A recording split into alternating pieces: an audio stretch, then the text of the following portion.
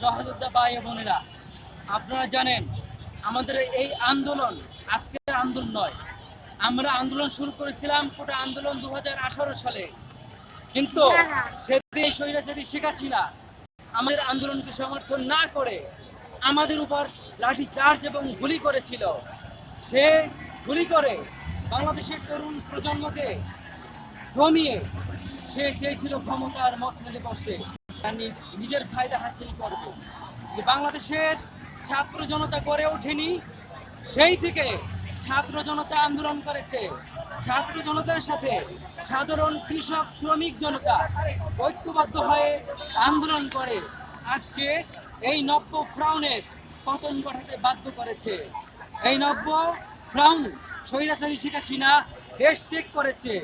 আমরা তাকে দেশ ত্যাগ করতে দিব না ইনশাল্লাহ।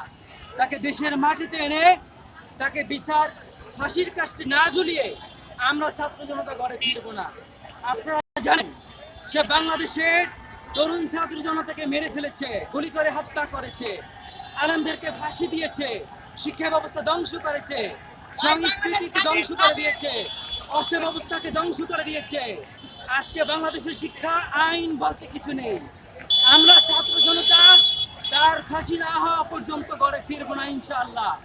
আজকে লোকে লোকারণ্য, আজকে লোকে লোকারণ্য ঈদের আনন্দের চেয়েও মানুষ আনন্দে উল্লাসিত হয়ে আজকে রাজপথে নেমে এসেছে। দেখেন মানুষের লক্ষ লক্ষ মানুষ আজকে আনন্দে মেতে উঠেছে, যেন আজকে মানুষের মনে শান্ত হয়েছে। আজকে এই নব্য ফ্রাউন স্বৈরাচারী শেখ হাসিনা বাংলাদেশে ইসলাম শিক্ষা সংস্কৃতি সব ধ্বংস করে তিনি আজকে দেশ ত্যাগ করেছেন। এর প্রমাণ হলো তিনি এই দেশে জন্মেনি, এই দেশের প্রতি তার কোনো মায়া ছিল না। এই দেশের মানুষকে গুলি করে হত্যা করতেও তার দ্বিধাবোধ হয়নি। তার ক্ষমতার মসনদে বসে সেই দেশের তরুণ ছাত্র জনতাকে হত্যা করেছে।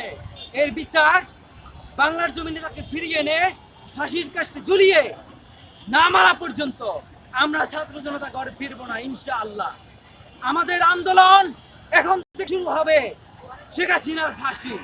ফাঁসি চাই, ফাঁসি চাই, শেখ হাসিনার ফাঁসি চাই। ফাঁসি না হওয়া পর্যন্ত আমরা ছাত্র আন্দোলন বন্ধ করবো না ইনশাআল্লাহ।